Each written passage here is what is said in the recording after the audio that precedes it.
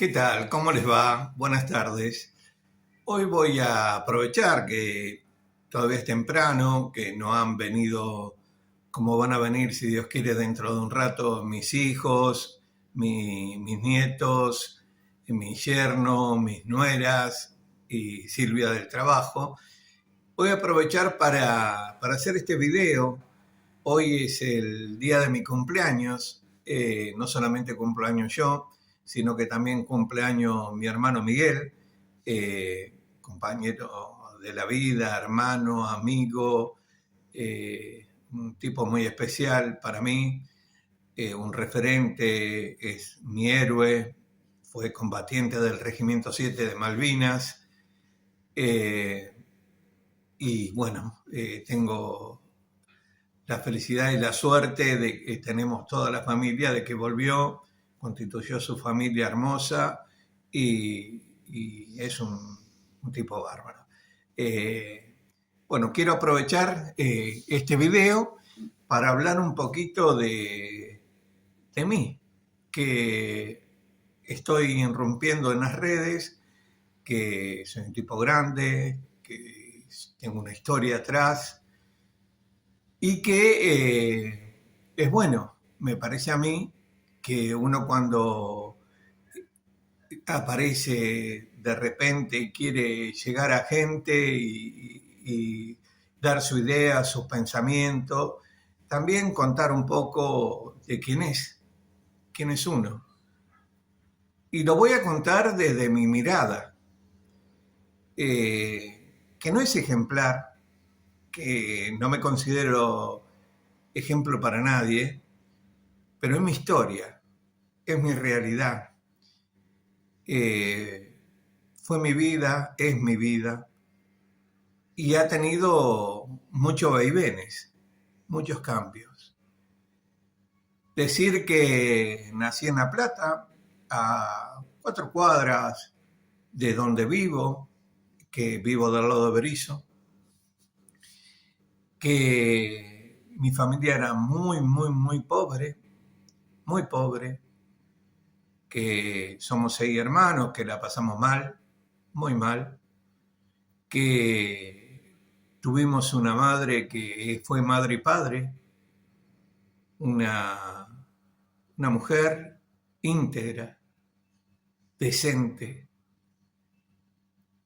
Tuvo la particularidad de que, bueno, no tuvo escuela, pero así todo nos crió con los mejores valores.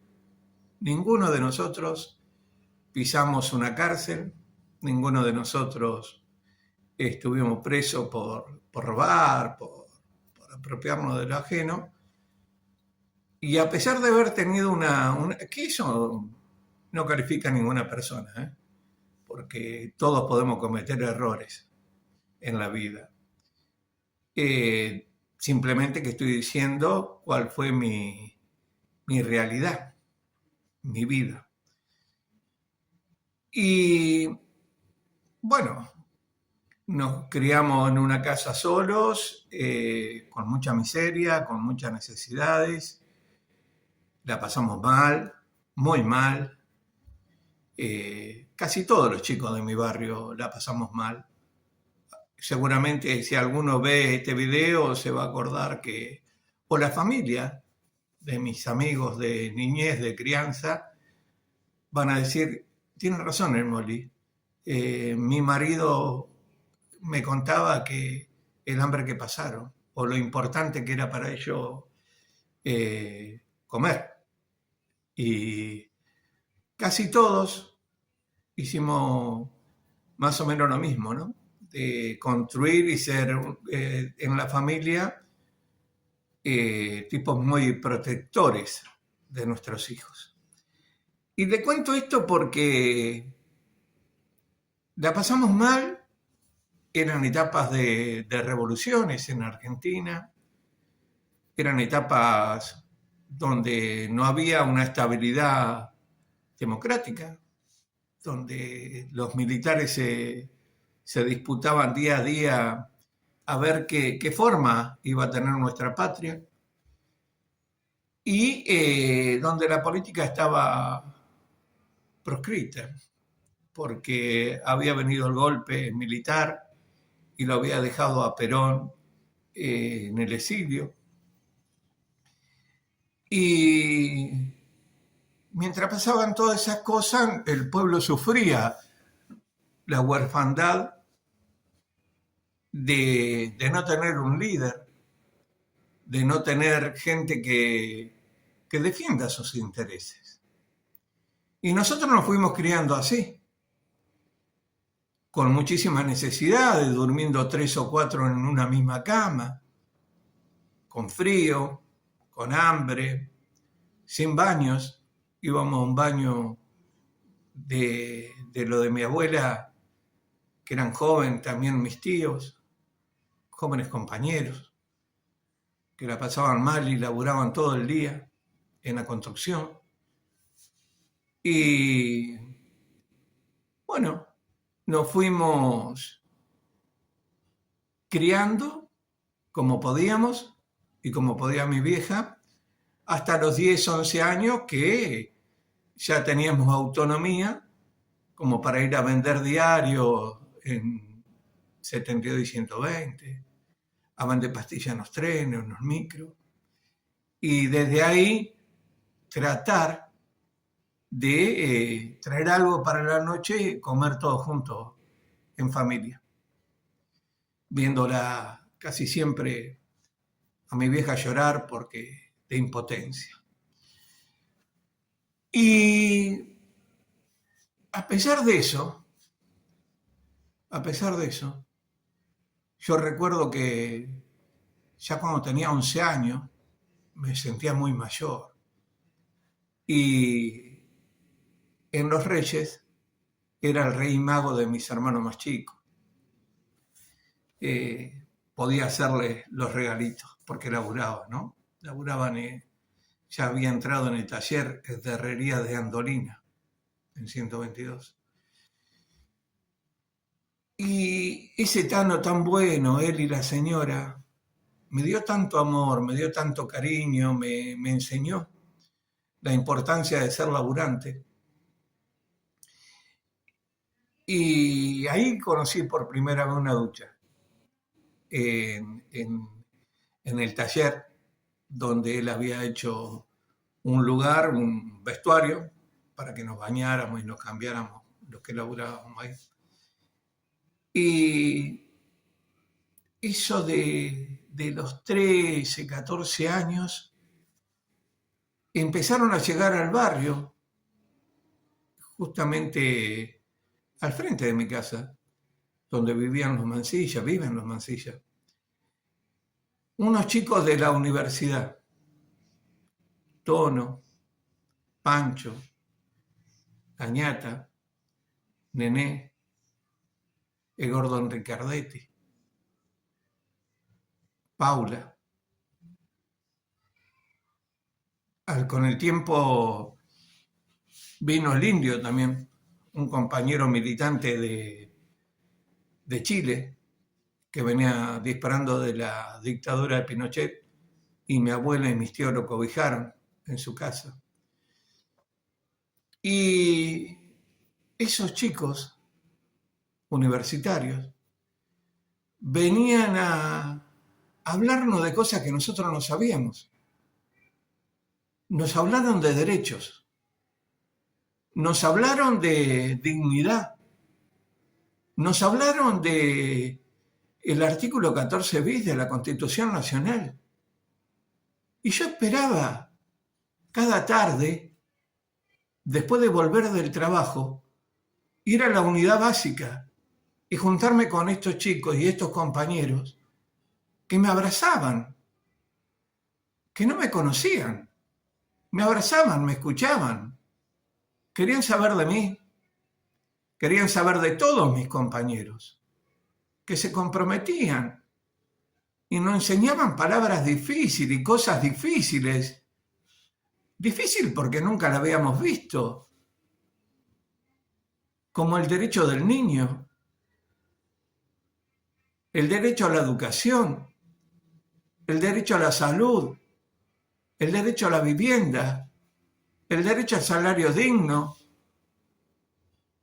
el derecho a las vacaciones pagas.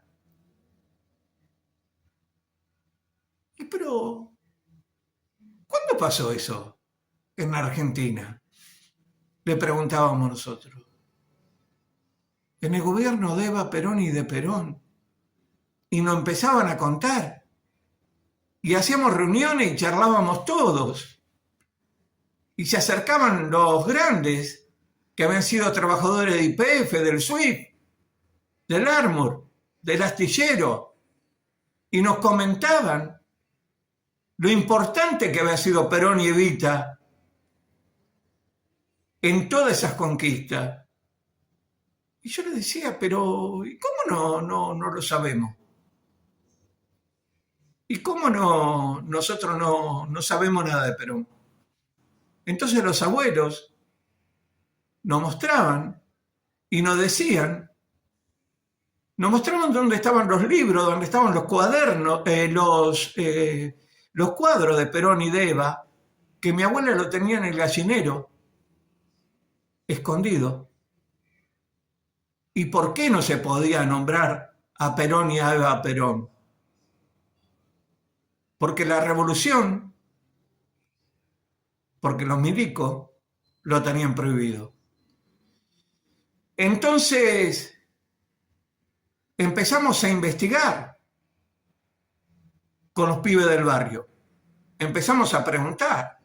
Y cada día que nos juntábamos a tomar mate, a la tarde en la unidad básica, era una ida y vuelta de los chicos que nos traían esas historias escritas a través de libros y los compañeros viejos de nuestro barrio que rubricaban lo que se estaba hablando y que también contaban sus propias historias proscritas de trabajadores industriales, cuando Berisso y Ensenada eran unas ciudades pujantes, industriales, que fue terminando los distintos gobiernos de la dictadura y el neoliberalismo que tantas veces, como ahora, con este delincuente que tenemos de presidente, está exterminando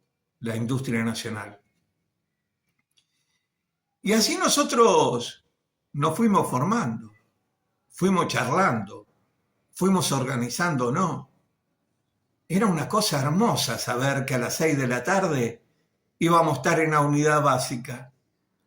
Era una cosa hermosa tomar un mate y compartir con chicos bien limpios, bien aseados, con pelo sano, con buena piel, pero con un corazón, con una solidaridad, con un amor, con un compromiso que nunca lo he sentido en mi vida. Cuando lo veía a ellos, era sentir el abrazo de mi mamá. El abrazo de mi mamá, que había sido la única que me había dado amor en ese entonces. Y ahí fue que nos fuimos convenciendo de que la militancia, que la política era una herramienta hermosa para cambiar las condiciones sociales de nuestro pueblo. Así fue que empezamos a asumir el compromiso con nuestros compañeros y a los 14 años yo era el responsable de picar el stencil toda la noche y preparar los volantes con otros compañeros, imprimirlo. En esa época se usaba stencil y se usaba picarlo y poner la tinta y darle. Y después a las 6 de la mañana, cada cual, responsable de cada lugar, iba a la puerta del astillero, a la puerta del hospital, a la puerta de YPF, a la puerta del SUI, del ARMU, a dar nuestra opinión del momento político, de la coyuntura, de lo que pensábamos, qué teníamos que hacer, cómo nos teníamos que organizar los trabajadores. Eso era militar. O hacer un volante o una mariposa con la actualidad o con alguna noticia que había salido en los medios de política. Lo debatíamos entre todos, dábamos una opinión, sacábamos un pensamiento, una idea, y íbamos, lo volcábamos en una impresión con el mimeógrafo, y a la tarde salíamos casa por casa de nuestros compañeros, de nuestros vecinos, a entregarle el volante. Ellos recién venían de laburar, entonces por ahí te hacían pasar a tomar un mate mientras charlábamos, discutíamos y buscábamos pareceres de qué le parecían a ellos lo que pensábamos o que pensaban ellos. Y eso nos enriquecía. Y así fue que fuimos creciendo, fuimos desarrollando nuestra vida militante, nuestra vida política, asumiendo compromisos. Algunos tenían compromisos mucho más importantes, otros teníamos menores responsabilidades, pero crecimos con grandes cuadros políticos. Nuestro responsable general de toda la regional La Plata, Berizo y Ensenada era el gordo Enrique Ardetti. No me olvido más. Tanto amor ese gordo, tanto compromiso, como Carlos, Ñandú, Alicia, los hermanos Ciesa, Celina, y un montón de compañeros que están desaparecidos, que no supe más de nada de ellos. Mis tíos, Néstor, mi tío Juan Carlos, mi tío Jorge Burgos, delegado de la 520, que sufrió varios atentados de parte de la AAA. Tantas cosas nos pasaron y tantas cosas hicimos por compromiso, por convicción política, que podríamos escribir un libro. Y hoy cuando vemos que se ha transformado a la política en un circo, que se ha transformado, no digo los proyectos políticos, porque mayoritariamente no hay proyecto nacional. Hay proyectos de partido, hay proyectos para llegar al poder institucional, al poder del Estado. Pero no es un proyecto de país para que los niños vivan mejor, para que los abuelos vivan mejor, para que los trabajadores puedan trabajar con derechos y no tener leyes que rozan la esclavitud. Es otra cosa. ¿Y por qué es otra cosa la militancia política hoy? Yo tengo mi opinión. Creo que la militancia política hoy es otra cosa porque se usa lo inmediato. Todo el mundo está atrás de una carrera personal en lugar espacio de poder personal. No en buscar la construcción desde el Estado, tener el poder del Estado en beneficio del pueblo. Se ha personalizado mucho la política. Y entonces aparecen esos actores que el vale todo. Pero fundamentalmente pudieron hacer eso porque fueron concepcionando y entregando banderas históricas del peronismo. Se fueron entregando ideologías tan caras a nuestro sentir y a nuestra historia de movimiento que muchos compañeros dieron la vida para sostenerla. Es un tema largo para debatir, pero este es un canal político y nosotros tenemos que debatirlo. Y para debatirlo tenemos que apelar a nuestra propia historia. No sé si es mucha, si es poca, si es buena o si es mala, pero a mí me marcó para toda la vida.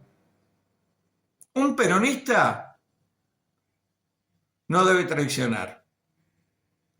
Un peronista debe ser leal a su pueblo. Un peronista debe ser solidario. Un peronista debe ser profundamente humanitario. Y un peronista debe estar en contra del capitalismo. Un peronista debe dar la vida por la causa, por Perón, por Evita, por todos los que quedaron en el camino y por su pueblo. Esta es una parte que les dejo para que ustedes reflexionen, la analicen y espero sus opiniones. También le quiero decir de que con el tiempo, con mucho laburo, con Silvia pudimos armar una hermosa familia. Tengo 4 hijos hermosos, que me dieron nietos hermosos, que me trajeron nueras hermosas, que me trajeron un yerno de oro y que han podido estudiar, trabajan, son hombres formados, hombres y mujeres formados, y que a pesar de todo no nos pudieron vencer. No nos pudieron vencer porque tuve la fortaleza y el respaldo de esos abrazos que me daba mi vieja y de esos abrazos que aún lo siento también como los abrazos de mi vieja y la contención de esos jóvenes compañeros. Muchas gracias.